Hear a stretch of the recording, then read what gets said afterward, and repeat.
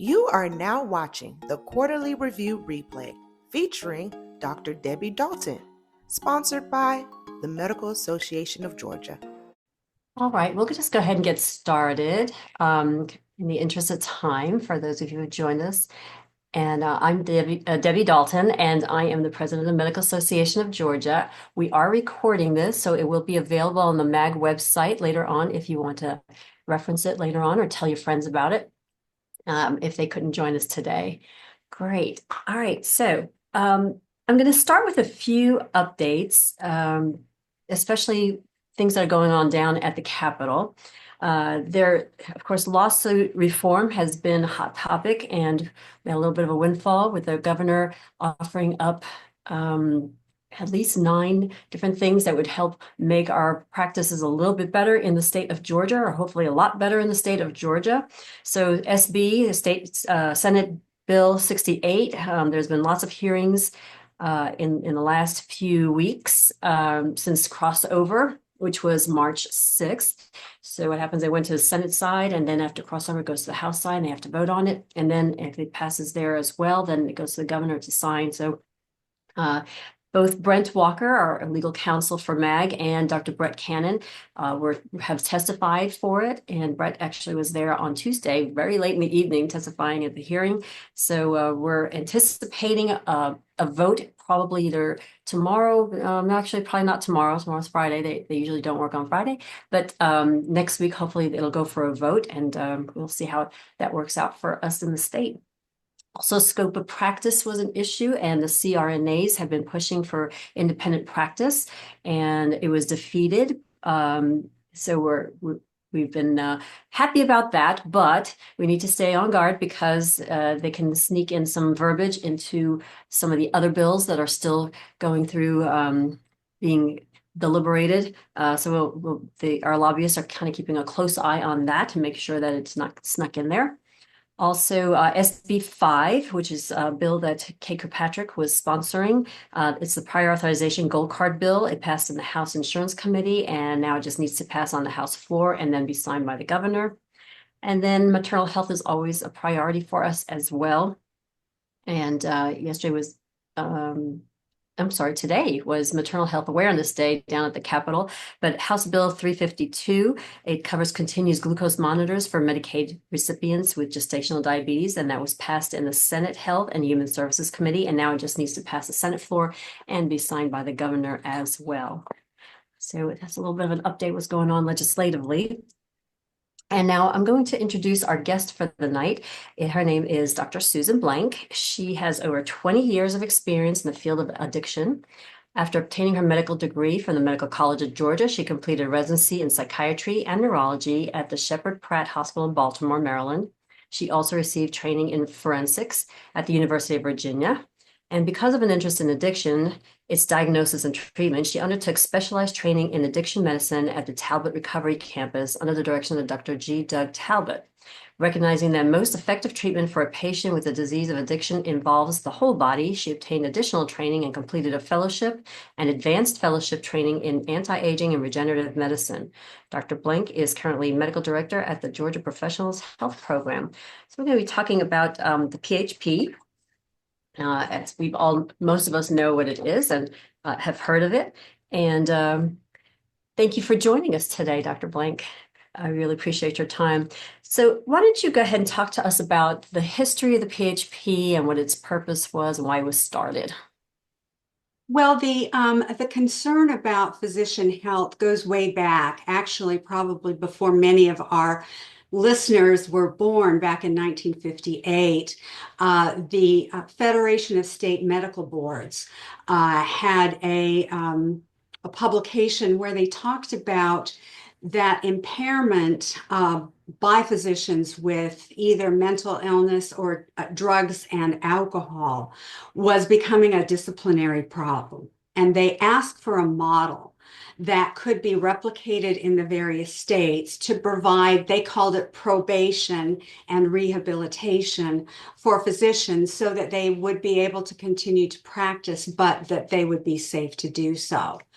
And then in 1973, the American Medical Association's Committee on Mental Health came forward with a paper called The Sick Physician, again, talking about physicians and other healthcare providers being impaired by psychiatric and addiction problems, and really calling upon other physicians to accept the responsibility that they needed to reach out to their colleagues and that they needed to assist their colleagues in being able to get treatment.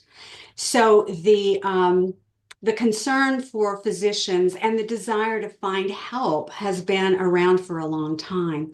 George is a little late coming uh, to the legal organization around a physician health program.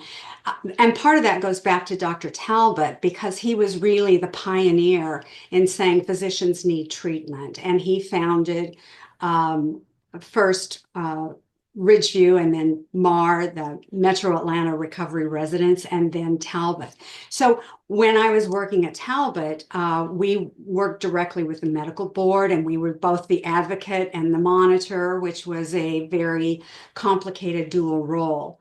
Finally, after a lot of help from the composite medical board and from physicians who were, like me, interested in having a more formal program so there could be some separation, by statute in 2010, the legislature established this ability for the composite medical board to be able to contract with a formal not-for-profit that could be in the role of referring people who were having issues, whether they themselves or others thought they were, for evaluation and or treatment. And then when they had completed the treatment, assisting with the transition back to work as soon and for as long as they were deemed safe to work, to be able to practice with reasonable skill and safety, and then to monitor that the state of their disease and make sure that they were able to continue to practice. So that's a little bit of the history of the PHP.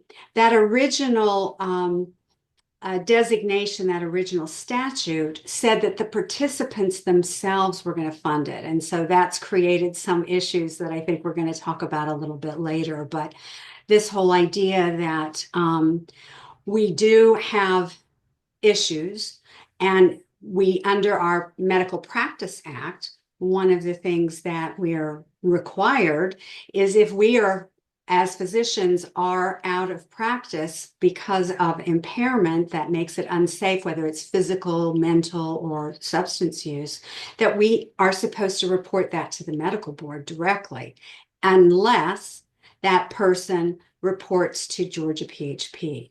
And so that's where that is an alternative where they can remain anonymous for the most part to the medical board and still be able to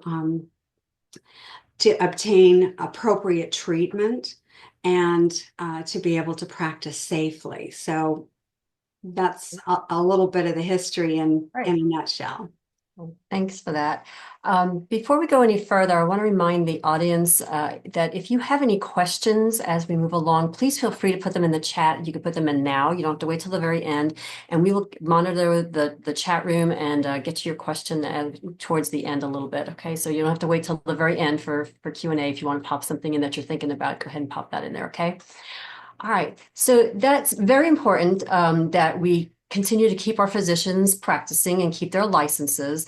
I serve on the composite medical board as well, and I see several physicians every month. And it's so important to keep people working, especially now that we have a physician shortage, because if they're not working, that also stresses out their partners or their colleagues, the people that they're working with as well. So it's an important program to make sure that we keep our physicians currently working and helping them, the physicians who might be stressed out and rely on either alcohol or maybe medications or too much medication or illicit drugs to help kind of cope. And the PHP is a very important part of trying to help physicians to cope. So can you talk a little bit about the differences between illness and impairment, because those are different and they are treated a little bit differently, and the recovery process may be for each one of those. That's a really important question because it's confusing sometimes to folks that they think, oh, I'm stressed, I'm anxious, I'm having trouble sleeping, and I may need to seek therapy. I may need to talk to my primary care doctor or maybe even a psychiatrist to get some medication. So having an illness is not the same as having an impairment. Now, it may be the same diagnosis. There may be a depression that is mild, that can be easily managed as an outpatient. It's not impairing the person's ability to practice. They're still functioning in their family, in their life, but the joy has gone out a bit, and they really understand that they may need some help. So that's not what we're talking about when we talk about impairment. Impairment is a situation where you have a diagnosis. It may be a medical one, it may be a psychiatric diagnosis, severe bipolar disorder, or not the mild depression that maybe an antidepressant would help, but a severe mental illness, or maybe dementia, maybe a neurological condition, or most commonly, we see people who have issues with drugs and alcohol. It's not that they're drinking a little bit more. No, these people are unable to stop, and it's beginning to impact them in all of the dimensions of their life. So usually by the time a physician, let's talk about substances, because about 75% of our folks that we monitor have a substance use disorder. So they usually are having issues with their physical health. They're having issues in their relationships with their family, with their children, with their partners, with their neighbors. They are having issues financially. Often they have made some bad investments, bad judgment, not kept up with what they need to do, or they're spending the money on addictive substances or addictive behaviors. We do see people with gambling addiction. We see people with sex addiction. So there's lots of those kinds of things. So by the time that they've got legal issues and or we begin to see the problem in the workplace, they're actually much more severely ill than someone in the general population that was having trouble with drugs or alcohol. And by trouble, I mean addiction, where they are unable to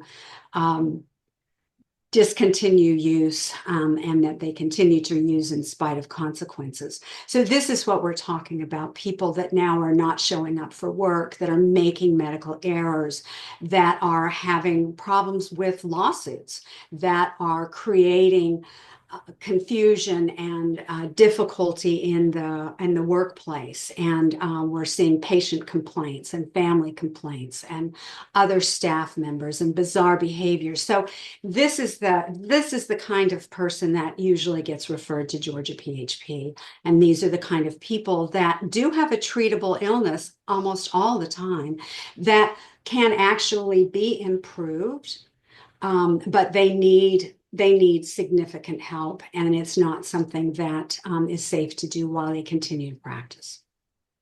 There's some symptoms that include anger and sometimes even violence, whether at the workplace or even at home as well too, and that's part of the symptoms, correct? Correct. Okay. So if you, for the audience, if you notice your friends, your partners, your colleagues who are physicians, and you notice that they're starting to get a little bit more edgy or angry, or something that's probably the start of maybe some stress or some burnout, and it'd be good to intervene at that point and hopefully help your friend. But certainly, PHP is there as well too if it gets a little bit too further along. So the purpose of the PHP is really to kind of help. I want you to talk a little bit about what it means when a physician contracts with the PHP And again, this is a way to be able to keep your license so that you can continue working. So let's talk about what that looks like for a physician when they've been told by the medical board or a health institution or facility or health system that they need to engage with the PHP. So it's important to know that the PHP isn't a treatment program. We don't provide treatment. What we do is a person may call up and say, I have a problem. Sometimes people will call up anonymously and say, I have a colleague or a spouse or a child. I don't know what to do. And they will ask for help and for some solutions. So we do a lot of in theory, or let's do a scenario It's okay. kind of calls, because people don't know what to do. And it's important, if you're worried about somebody, to consider reaching out, even anonymously, so that we can answer questions. But when someone comes to our attention, they are generally asked to have an immediate evaluation. Sometimes the situation and the circumstances are so significant at that point that they may need, an immediate intervention into, they're in withdrawal, they're having withdrawal seizures, they're in jail, that sort of thing. So it's not something that we wait around on. We take quick action and refer them to an evaluator, either an outpatient or a residential evaluation, again, depending on the circumstances, to determine what next steps might be needed.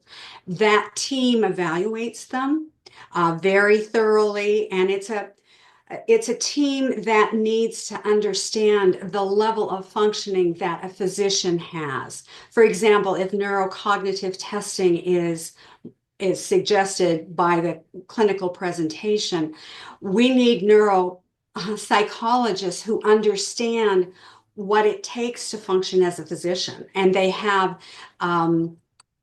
normative values for physicians and airline pilots and other safety sensitive professionals, because it's really important. What it takes to be, someone working in a construction job is not the same level of cognitive ability that you have to have if you're a surgeon or an anesthesiologist or whatever. So they're evaluated by people that are familiar with working with healthcare professionals, because as much as I love them, they can be complicated, and we need clinicians that are aware of that, are aware of the legal aspects of what happens, and are aware of the challenges that they face. So once that treatment is completed, then they would come back to Georgia PHP, and we would begin to discuss what monitoring might look like for that person, and also what return to work might look like for that person. And it's on a case-by-case basis. It's, something that depends on the clinical picture, because there may be people that are under a behavioral contract. They are not there for addiction. So what monitoring looks like for them is different than what it looks like for someone who has the disease of addiction. But monitoring, usually for most people in general, I would say, is for about 5 years. We have lots of research, over 30 years of research, showing that physician outcomes are so much better. And that just like we use a 5-year outcome for cancer, doesn't mean you're completely cured and the cancer might not come back. But if you made it 5 years, your probability of being in remission, and we talk about that with our participants, in remission at 5 years, it's a very good prognosticator that you're going to be in remission at 10 years. So we do this based on science, but individualized depending on what the circumstances and what the diagnosis is and what complications they might have. Right. So yes, everybody's going to be very different. Each case is handled individually. Certainly the people who need to go to rehab need to go through rehab to make sure that they're clean and ready to commit to staying clean and committed to their profession and keeping their license and keeping working. I mean, there are patients who are still relying on them, so super important. And then they're monitored. And I will tell you that I've heard lots of people are worried about the stigma of having to be in a program like this, and it's so difficult. But you'll have to realize that this is here to help, and we all understand, we're all physicians, so we all understand that things can happen. And especially since COVID, we saw so many of our colleagues struggle through that. And we'd like to think it got better since COVID, but it probably hasn't, mentally at least, with everything going on and so many changes in medicine, and especially in the state of Georgia. Hopefully things will get better with some of the legislation that's coming down the pike, but still, I have seen several physicians actually who've gone through the PHP program who have decided to kind of stay in it and just keep in touch and talk to some of the people that they meet in the PHP program and try to encourage them to stay in it as well too. So I think they become almost cheerleaders for the program. And I'm sure you've seen it probably more than I have seen it, but I have seen it through the medical board. Lots of physicians who felt that it was a good support for them to help keep them on track, even though after 5 years they made such good strong bonds with people that they feel that's a good thing for them. So, all right, great. Can you talk about some of what other people may have said about health professionals who may have said about their experience with the PHP? And I just kind of touched on it a little bit, but if you have any more information about that would be great. So we have an anonymous that's done by an outside entity, exit survey and feedback for us so that we can have continued improvement in the work that we do and ways in which we can be more helpful. And, when people first come in, they're so scared. They're worried, what is this going to mean? They're worried about what's it going to be like when I go back to work. They're worried about how their patients and everybody is going to respond to them. They're angry. They're upset. They hate everybody. And I'm generalizing here, but they're unhappy. They're discontent. Their dis-ease is in the new stages of recovery sometimes, and it's really hard for them. But with the normal, I'm going to say normal requirements of the PHP, they will be seeing if they are referred for psychiatrists, if they need a good medical doctor. Physicians get terrible health care because we think we're smart and we can take care of ourselves, and we do curbside consults, and we don't go in. I remember going in to see an internist once, and she said, "Why are you here?" And I said, "Well, I need a refill. I have an autoimmune thyroid disease and I need refills." And she said, "What? You can write that. You can write the labs." And I said, "I don't want to take care of me. I need somebody to take care of me. I need somebody to take care of my children. It's not me." But we tend to have really bad care. So sometimes medical care is very important. We have them assigned maybe to a therapist. Maybe they're having a couples therapist or a family therapist. Again, depending on the treatment plan recommended by the evaluator or the residential or outpatient treatment program. They attend weekly groups, small groups, for the first 2 years, where there may be 6 to 8 individuals with a trained licensed therapist who is well versed in the disease of addiction and the disease of addiction as it relates to a healthcare provider. They meet with me weekly or other individuals like me in what we call a caduceus meeting. And this is a meeting where people can talk about being frustrated or talk about being angry or confused, or I've got to go to the medical board now, or I'm moving to Arizona. What do I do? I just got a notice from my malpractice carrier, and they're asking me all these questions. So they need support of other people who have been there, including, as you mentioned, some folks that go into, we call it senior monitoring, where they don't have all of the stringent requirements that they do initially, but they come because it's important to be accountable, and it's important to share their experience, strength, and hope, as we talk about in recovery.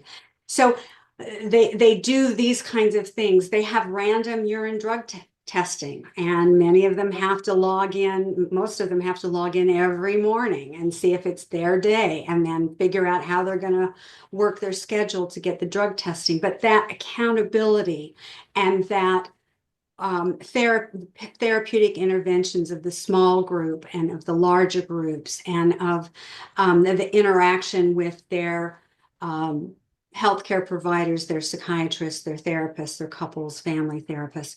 These all are, as Robert DuPont, who is, I think, our second drug czar, he's a great researcher in addiction medicine. He said, this is the gold standard. This is the kind of care that we wish everybody could have.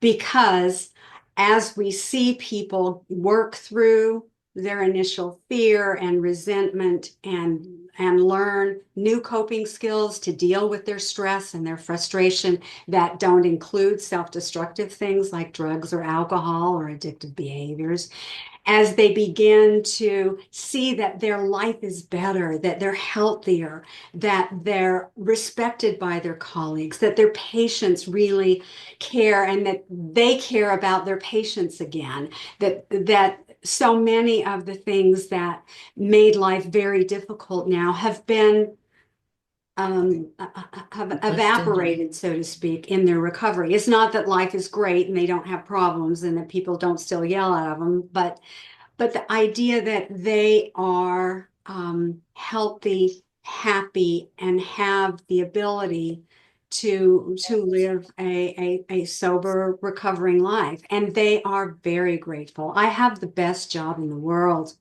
I tell people, my other colleagues, we hope to just keep people stable in psychiatry, but I get to see people actually get better and live such happy, fulfilled lives than they did before the disease even manifested itself in their lives. So that part is very gratifying, but it takes a minute to get there. It's a little bit hard for folks to get there, but they do. Well, it didn't take them one day to get to that point where they're relying on drugs or alcohol or Right. or all those things. So it's going to take a little while to recover from that as well. Do you think that there are certain specialties that are more at risk?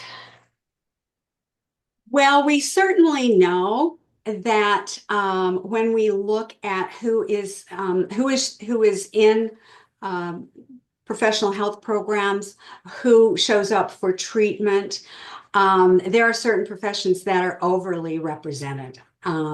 Anesthesiologists, psychiatrists, ER docs, and family medicine docs. These are the ones that, if you look at how they're represented, we see a larger percentage of them than their peers. Pediatricians and maybe surgeons are lesser represented, maybe on the healthier side, but we have plenty of surgeons and pediatricians in monitoring as well. But yes, and there's some interesting work by Mark Gold down at the University of Florida looking at, is an anesthesiologist exposed to substances at the head of the patient that already primes them So that's a whole nother story for another day, but we see that CRNAs, that anesthesiology, PAs, these folks are also overrepresented, so everybody in that field of medicine, and they're a higher risk to go back to work if they've diverted substances, if they've used opioids, and other things like propofol. If they've used that, then it's a bigger risk to send them back to work. Is there more preponderance from one sex to the other? Women tend to be underrepresented in general, but women tend to be sicker when they show up. We know that, for example, with alcohol, women physicians tend to have more alcohol problems showing up early, even in medical school, and that this increases compared to their non-healthcare providers, in the community, and it worsens with age. And then we know about the telescoping effect of alcohol on women and its extreme detriment to their brain, to their liver, and to their bone marrow. So women are underrepresented. There's lots of barriers for treatment, the same barriers in many ways that there are for women in addiction or mental health treatment in general, but women tend to be more ill. They hide it better, you think? I think they have a lot of enablers. I think they've gotten really good at hiding it. You're right. And they multitask and they've got lots of reasons why they're harried, and and they're running around if they've got families, if they have children, if they have aging parents that they have to care for. So there's a lot more pressure on them. And I think that they are able to, scoot in early, scoot out late, do things where they're under the radar sometimes. See. Okay. A little scary. Yeah. Okay. So tell us what the Medical Practice Act tells us about reporting someone who you're suspecting is impaired. It's it is very clear that we have a duty to report a colleague that we suspect. It's kind of like the duty that we have with reporting child abuse or elder abuse. It's not my job as a physician in a hospital to do the research and investigate and follow them around and check their pupils and smell their breath. But if I have a suspicion, it is my duty to report that and to ask in the hierarchy of the healthcare system, or if needs be, to the medical board. And we want to, for many, many reasons, we want to not have the reports go to the medical board, because that can involve issues with their license. It can involve, not always, but can involve a report to the National Practitioner Data Bank. So we want people to get help sooner. I was doing our Caduceus group a few weeks ago, and the question was there anything that anybody could have said to you when you were active in your disease that might have helped you get into treatment? And it was amazing how many of them said, how did people not know? How did they not see me disheveled and late and distracted and not doing my work? And nobody said anything to me. Nobody said anything to me. And, and that's really hard for them. And I've heard this many times over the years, that how could people miss it?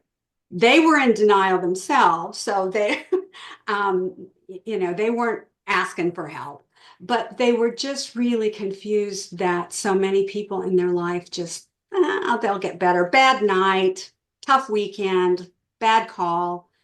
And They I didn't think say that some people sometimes are afraid to say something to the person directly because they're watching them maybe get angry or snap at them or tell them to be quiet, mind their business, and things like that. I will tell the audience, though, if you are concerned about one of your colleagues, you can make an anonymous call to the medical board too. We do have investigators that can come out and just follow up with the doctor, make sure that they're okay. If they suspect anything, then it would go further, of course. But you would hope that by somebody saying something to that person in particular, that it might turn on the light bulb and say, I need to get some help. But it doesn't always happen. So, and if you're getting to the point where it's a patient safety issue, you don't want it to get to that point. So if you're concerned about one of your colleagues, it's really important to speak up. And you mentioned the NPDB, so it's not always reported to NPDB. Can you talk a little bit about that? so. Sometimes it really depends on the circumstances, I think, and you could probably speak to this better, having sat on the medical board and and been part of all this. But I think it's the circumstances and the dangerousness of the situation and the willingness of the person to say, okay, yeah, maybe I'll get some help. But that's a really good question. Can you tell us the answer? Well, certainly some of them will get reported to NPDB, and it just mentions that you've been referred to the PHP and you have to stay compliant. Otherwise, they will come back to the state and they would lose their license or be on probation, or again, depending on the situation. So, are there alternatives to the PHP in our state? The PHP is the entity that is contracted with the Composite Medical Board. So if you want to deal directly with the Composite Medical Board as a physician or a PA or all the other licensed professionals, you can certainly do that. And as you said, you can call and talk to one of the investigators or one of the members of the wellness committee if that's appropriate. If you want yourself, your colleague, to have a chance to confidentially be able to engage in treatment and have advocacy for you, then the PHP is the reportable entity in lieu of reporting directly to the medical board. And can you talk about how successful you think the PHP has been over the years and what makes it so successful? Well, that's a really good question. Our own data, we've had 600 plus physicians and healthcare providers go through Georgia PHP. And at 5 years, those who complete 90% are sober and have successfully completed their programs. If you look Fantastic. I know. If you look at the national average, it's somewhere between 85 and 95. It's in that range. As a psychiatrist who's worked with non-healthcare providers that have the disease of addiction, I can tell you that the stats there, that at 1 month post-treatment, 50% are sober. At 6 months, it's about 35%, and at 1 year, it's less than 25%. So, this is a chronic illness.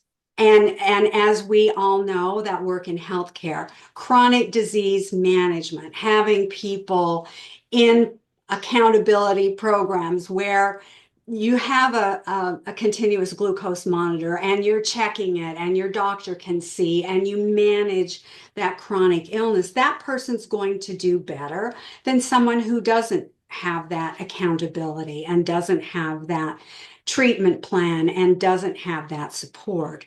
So this is a chronic disease. We cannot cure it. We cannot. And it's involving multiple genes. It's a genetically inherited childhood brain disease, as Nora Volkow at NIH talks about.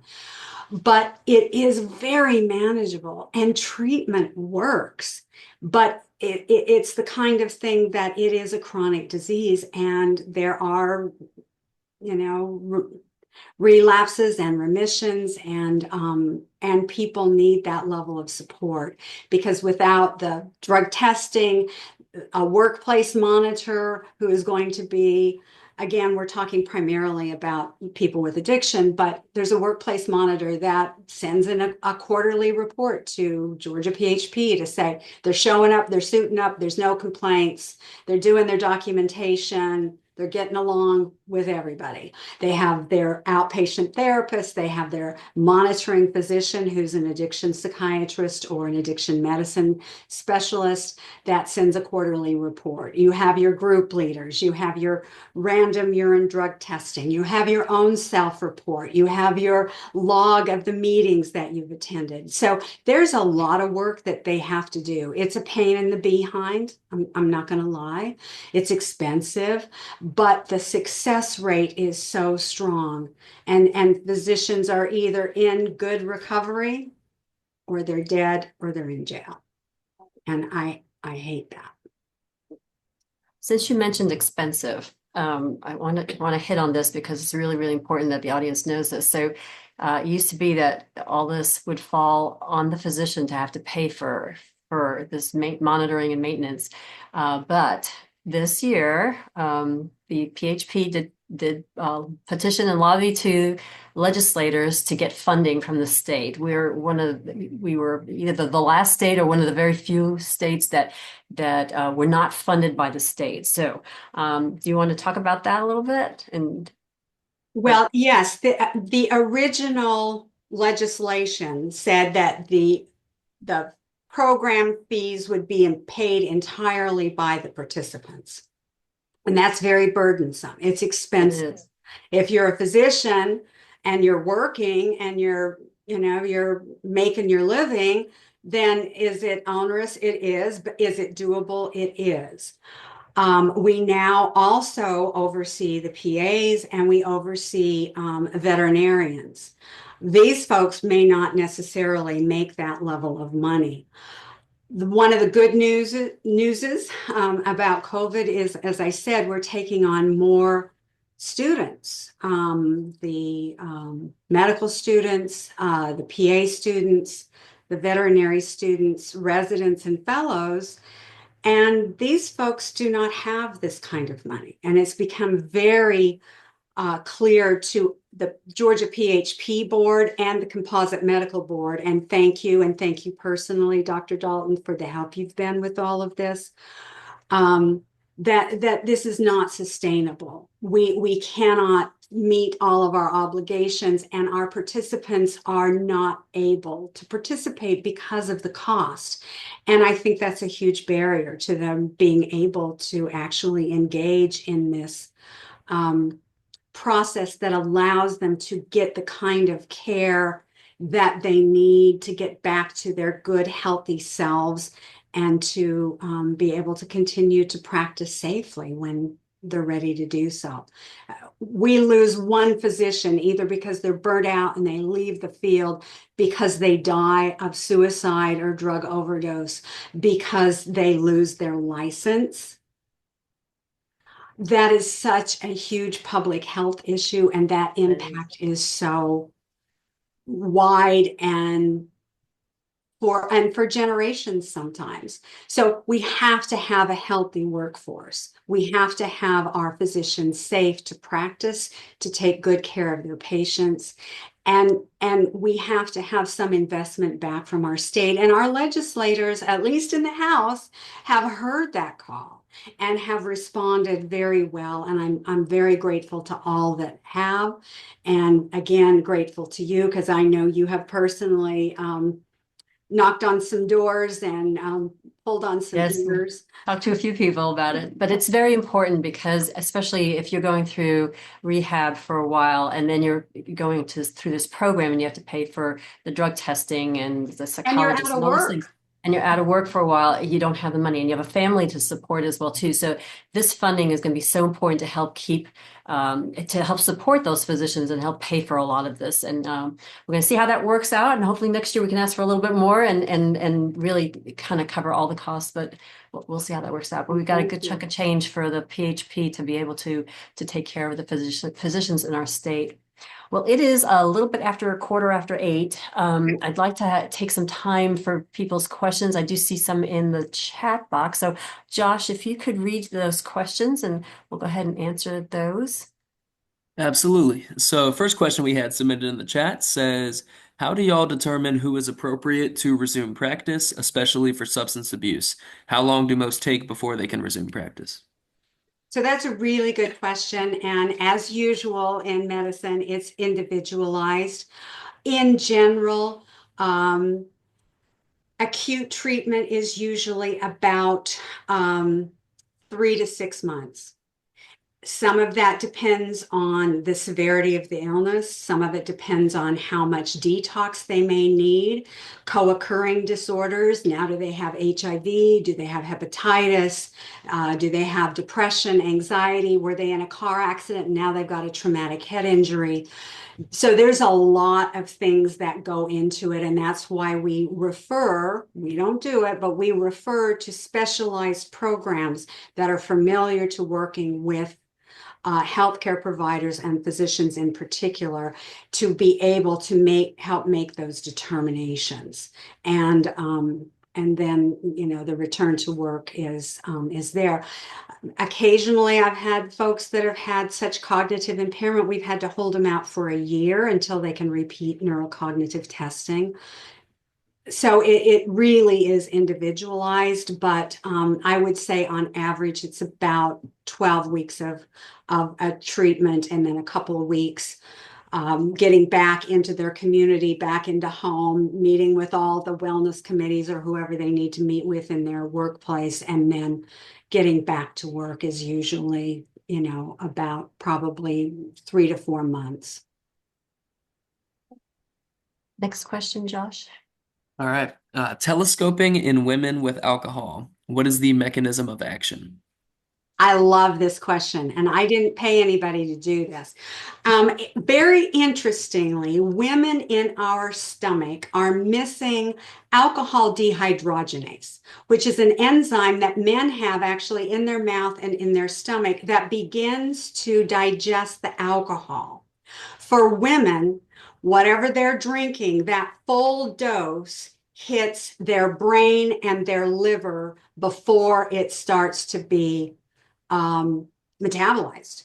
And so they are getting, even if we equalize for size and amount of alcohol and body fat and water and all of that, women are getting a bigger dose to their liver and to their brain than men are. And over time, this toxic substance really creates significant issues for women. So they're very likely to have more liver damage and more alcoholic related dementia, as we talk about sometimes, than men are drinking for the same period of time and dose for dose of alcohol.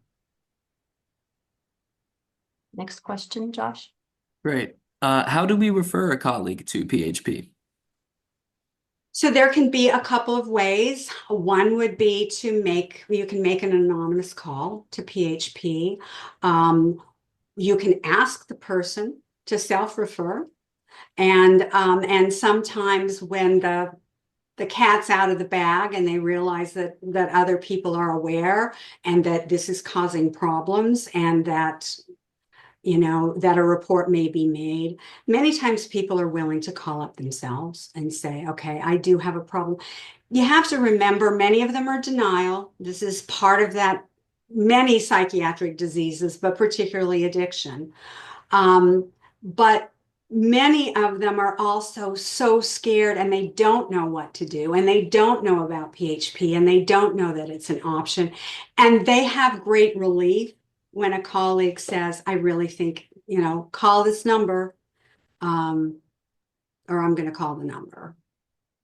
And I know that seems coercive and but truly, when you see how the doctors respond when they realize, they might not say today, but they may be calling you up a year or two from now, making amends because they're working the 9th step of the 12 steps, and say, thank you, you saved my life. Okay. Next question. All right. And real quick, speaking of how do I call PHP, we have a card, contact here for you. I'd like to throw up on the screen real quickly. There you go. So as we finish the discussion, feel free to use that, jot that down. Next question. PHP is a confidential program. Are there any circumstances where PHP sees the need to communicate with the state medical board? We have regular meetings with the wellness committee of the medical board, giving them how many people we have enrolled and that sort of thing. There are occasions when someone has been non-compliant with their treatment plan, that they've had a serious relapse, that they have had serious legal charges. And sometimes what will happen is that we would present that case to the wellness committee and say, this is what we're proposing to do. We don't say the name at that point, but we say, here are the circumstances. This is our plan. This person is either willing to do it or they're not willing to do it. If they're not willing to do it, for sure they want to know the name. Very often, the wellness committee says, we don't want to know who this is. We are interested and we want to hear progress on this case. If it's not good progress, then we may have to take action. But very often they say, you guys have it, and it sounds like you have a plan to address this change in their status in terms of their disease status. And so as long as you guys have it and they're doing it, we don't want to know their name. Okay. Next question, Josh. All right. Does PHP have the data on suicide rate among PHP enrollees? That is part of a bigger process. The Lorna Breen Heroes Foundation is doing a lot more of that work.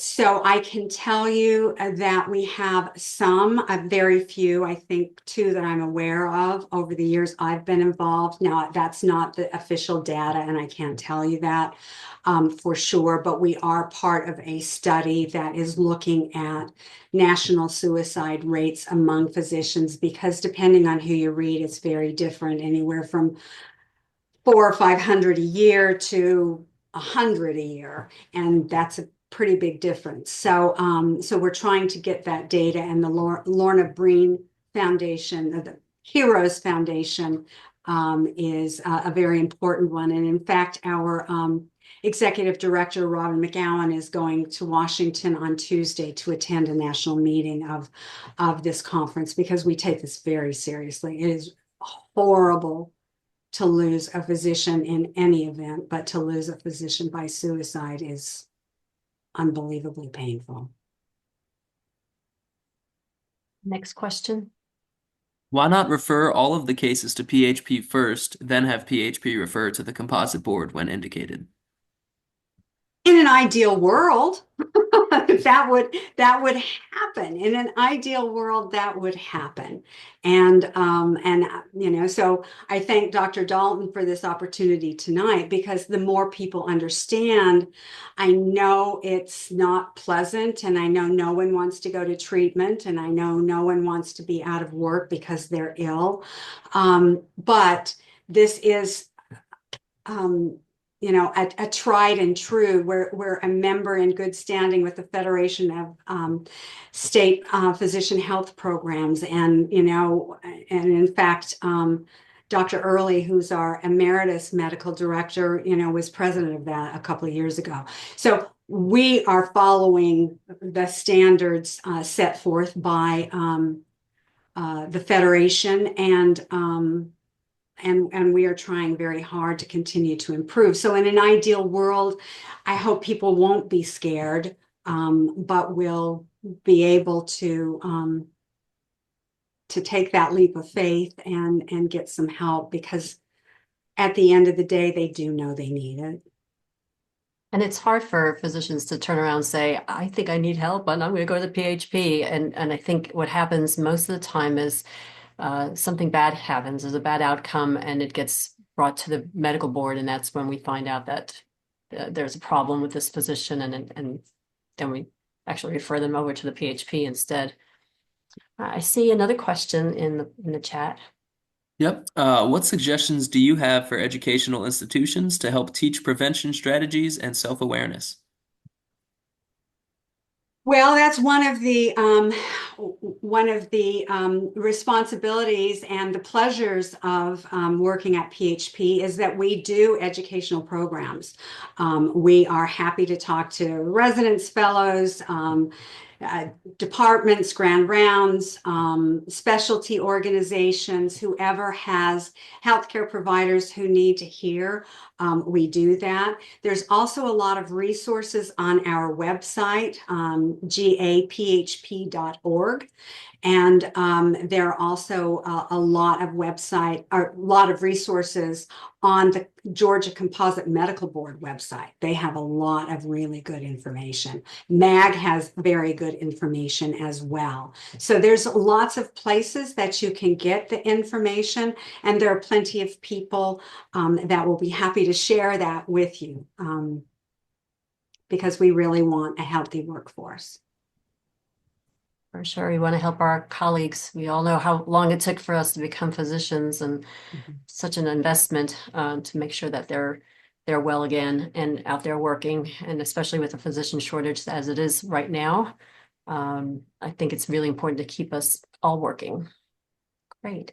I don't think I see any more questions. Yep, that was the last one. Okay, great. Well, thank you everybody for joining tonight. I hope this was helpful and informative, and please make sure you take down the information for the PHP, so that if you know of anybody who might need some help, or you might need some help, or I might need some help. Maybe by the time I'm not president anymore. I'm kidding. I'm enjoying this totally. But please feel free to reach out whenever you have any questions. And thank you again for taking time from your busy schedules this evening to learn some more about the PHP. And thank you, Dr. Blank, for taking time out of your schedule to come and talk to all of us. My pleasure. And thank you again for your support, Dr. Dalton. It's been invaluable, and for MAG's support. So thank you. Of course. Have a great evening, everybody.